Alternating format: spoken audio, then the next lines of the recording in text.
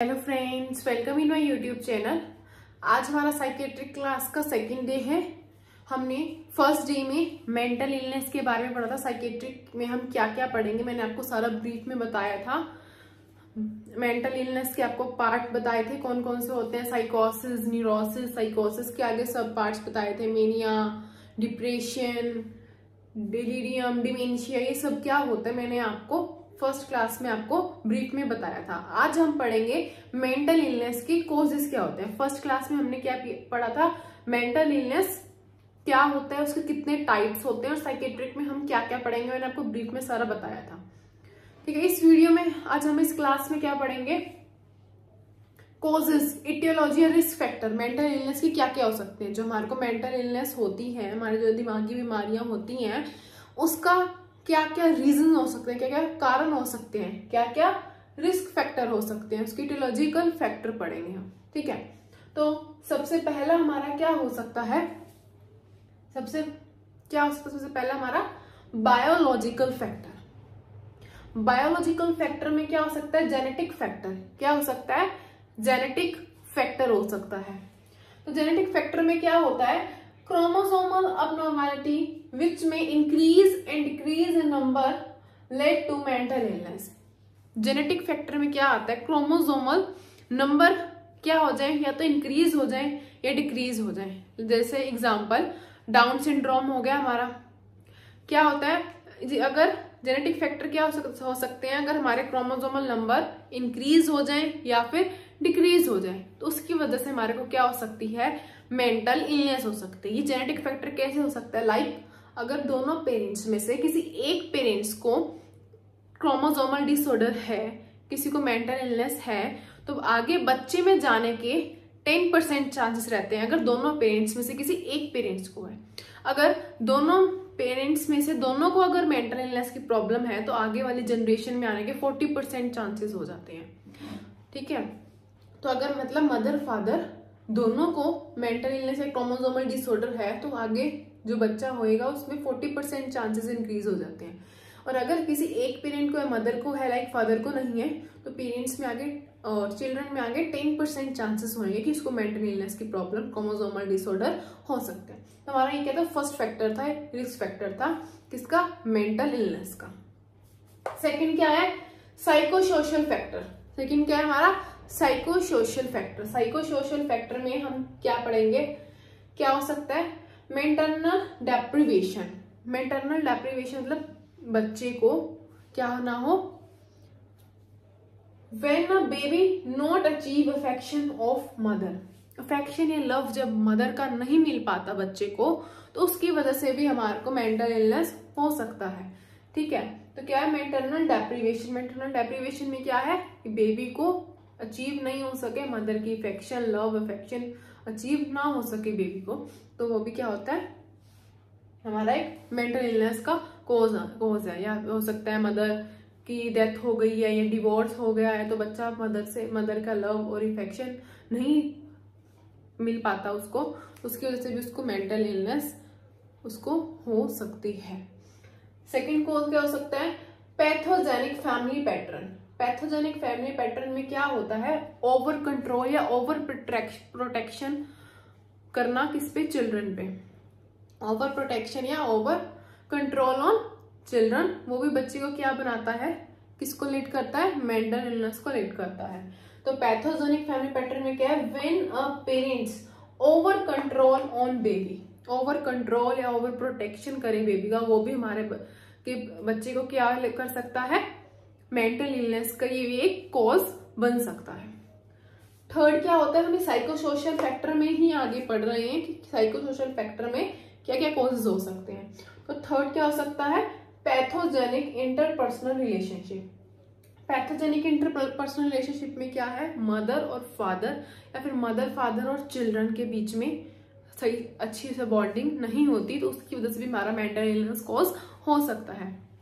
Like mother और parents की नहीं अच्छे से रिलेशनशिप उनमें मुझे लड़ाइयाँ होती हैं, डिवोर्सिंग है या कुछ भी ऐसा कॉज है, तो वो क्या कर सकता है, चिल्ड्रन को इफेक्ट डालेगी वो चीज, तो चिल्ड्रन पे मेंटल प्रॉब्लम हो सकती है, उसको मेंटल प्रॉब्लम कुछ हो सकती है। ऐसे या फिर मदर और चिल्ड्रन की नहीं बन रही है, ठीक है, तो भी हो सकती है। ऐसे मतलब कि आपस में रिलेशनशिप नहीं बन पाना, बॉन्डिंग अच्छी नहीं है पेरेंट्स की या फिर पेरेंट्स के साथ बच्चे की, तो उसकी वजह से भी क्या हो सकता है, मेंटल इलनेस हो सकती है। तो पैथोजेनिक इंटरपर्सनल रिलेशनशिप में क्या है, when a disturbance in relationship between mother and father,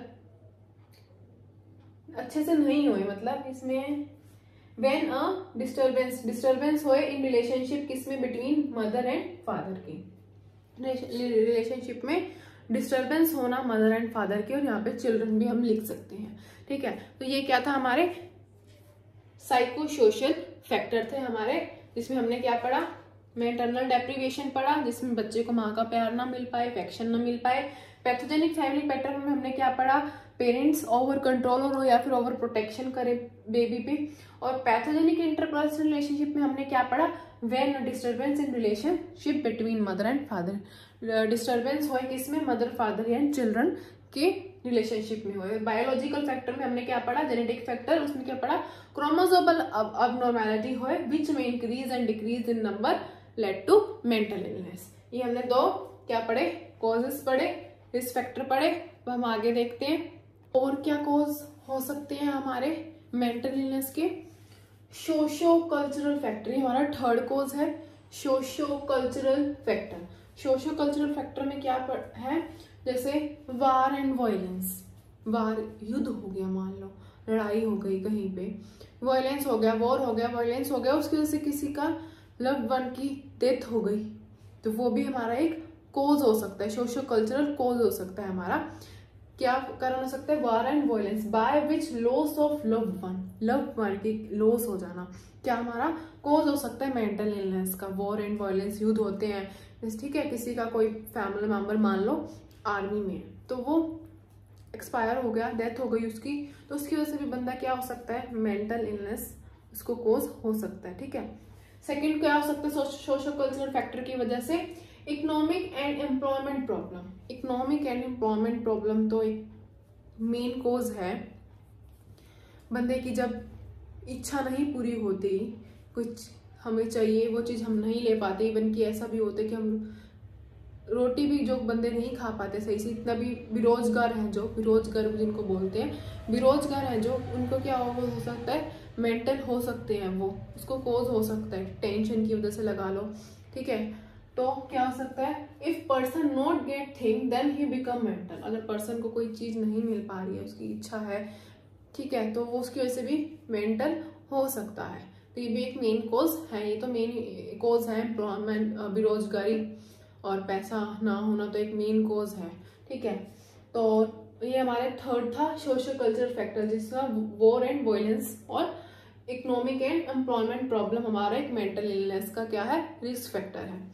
और लास्ट आता है अदर फैक्टर्स, जिसमें कुछ और फैक्टर्स भी हो सकते हैं। ड्रग, मेन कॉज ड्रग एक ऐसी चीज है जो बंदे को पागल कर सकती है, ठीक है। कैसे, किसी को बहुत ज़्यादा पीने की आदत है तो उसको वो चीज़ नहीं मिलेगी, या फिर ज़्यादा वो ले ले, वो चीज़ ड्रग ज़्यादा ले ले, तो भी वो मेंटल इलनेस का कोज हो सकता है। जिसको शराब पीने की लत होती है, वो अगर उसको वो चीज़ नहीं मिले, उसको नहीं मिलेगी, तो उसको उसकी दिमाग सेट नहीं बैठता है, वो बहुत ज़्यादा क्या हो जाता है, एग्रेसिव होएगा, ठीक है। उसको जब तक वो नई ड्रग मिल जाएगी, जब तक वो क्या हो जाएगा, बहुत ज़्यादा मेंटली डिस्टर्ब हो जाएगा, मेंटली डिस्टर्बेंस हो जाती है उसके माइंड में।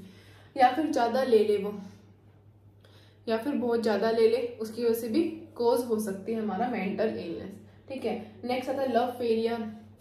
लव फेलियर में जैसे किसी की मेन फैमिली मेंबर की किसी की डेथ हो गई, लाइक मदर फादर, या किसी के बच्चे की, या फिर आजकल लव फेलियर हो रहे हैं, जैसे गर्लफ्रेंड बॉयफ्रेंड, आजकल ये बहुत सिस्टम चला हुआ है, इनकी वजह से भी कितनी न्यूज़ में हम देखते हैं, इतने उसकी वजह से जहर खा लिया, फांसी पे वो लटक गए। यही चीज़ मतलब लव फेलियर भी एक हमारा मेंटल इलनेस का कॉज हो सकता है, ठीक है। मेंटली मतलब मेंटल इलनेस में ही आती हैं ये चीज़ें, जो ऐसे काम होते हैं, जैसे कोई फांसी पे लटक के, सारी क्या मेंटल प्रॉब्लम ही होती है उनको, ठीक है। और हेड इंजरी हो सकता है, एक एक्सीडेंट हो गया किसी का, उसको हेड इंजरी हुई, या फिर किसी ने मारा, जैसे किसी को हेड पे चोट लग गई उसके, तो हेड इंजरी की वजह से भी मेंटल इलनेस की प्रॉब्लम हो सकती है। नेक्स्ट आता है लो आईक्यू लेवल। लो आईक्यू लेवल हमारा माइंड का जो लो आईक्यू, बिलो जिसका 70 आईक्यू लेवल होता है, उसको हम क्या बोलते हैं, मेंटली इल पर्सन बोल सकते हैं हम उसको, जिसमें दिमाग थोड़ा कम हुए। बिलो 70 हम क्या बोलते हैं, क्या है, बंदे में दिमाग कम है, तो वो भी एक मेंटल इलनेस का प्रॉब्लम। दिमाग कम होएगा तो वो क्या करेगा, हरकतें सही नहीं करेगा, ठीक है। हरकतें सही नहीं होंगी तो क्या कहलाएगा, वो मेंटली कहलाएगा, तो मेंटल इलनेस ही होएगा, क्योंकि इसमें दिमाग ही कम है, इसको समझ नहीं आ रहा मैं सही कर रहा हूँ या गलत कर रहा हूँ। तो ये क्या, एक लो आईक्यू लेवल भी एक हमारा कोज है मेंटल इलनेस का। तो हमने आज कोज पढ़े मेंटल इलनेस की, क्या क्या कोज हो सकते हैं। तो अदर फैक्टर में हमने ड्रग पढ़ा, लव फेलियर पढ़ा, हेड इंजरी पढ़ा, लो आईक्यू लेवल पढ़ा। तो हमने ये क्या पढ़े हैं, सारे रिस्क फैक्टर पढ़े, हमने कॉजेस पढ़े हमने किसके, मेंटल इलनेस के। तो आज हम इतना ही पढ़ेंगे। नेक्स्ट वीडियोस में, नेक्स्ट आपको क्लास में मैं आपको डिसऑर्डर शुरू करवाऊंगी। डिसऑर्डर में हम disorder of consciousness, disorder of behaviour, disorder of activity, सारी ये चीजें पढ़ेंगे। एक एक डिसऑर्डर मैं आपको करवाऊंगी। तो अगर आपको कोई भी प्रॉब्लम होती है तो आप मुझे कमेंट बॉक्स में कमेंट करके बता सकते हैं। आपके डेली क्लासेज रूटीन में आपको मिलेंगी साइकेट्रिक की। तो अगर आपको वीडियो अच्छी लगी हो तो आप लाइक कर देना। जिन्होंने अभी तक चैनल को सब्सक्राइब नहीं किया है वो चैनल को सब्सक्राइब कर लेना। और जिसने फर्स्ट क्लास अटेंड नहीं करी है उसके लिए मैं लिंक आपको डिस्क्रिप्शन बॉक्स में दे दूंगी, आप वहां से देख सकते हैं, या फिर आप मेरी प्ले लिस्ट में जाके भी देख सकते हैं। डे फर्स्ट आप पढ़ोगे अच्छे से, आपको क्लियर होंगे। उसमें मैंने ब्रीफ में आपको साइकेट्रिक में बताया आप क्या क्या पढ़ोगे आगे, ठीक है। तो ये इस और सेकंड डे में हमने कॉजेस पढ़े, अब हम आगे डिसऑर्डर स्टार्ट करेंगे। तो अगर आपको वीडियो अच्छी लगी हो तो आप जरूर लाइक कर देना। अब हम मिलेंगे नेक्स्ट वीडियो में। Thank you.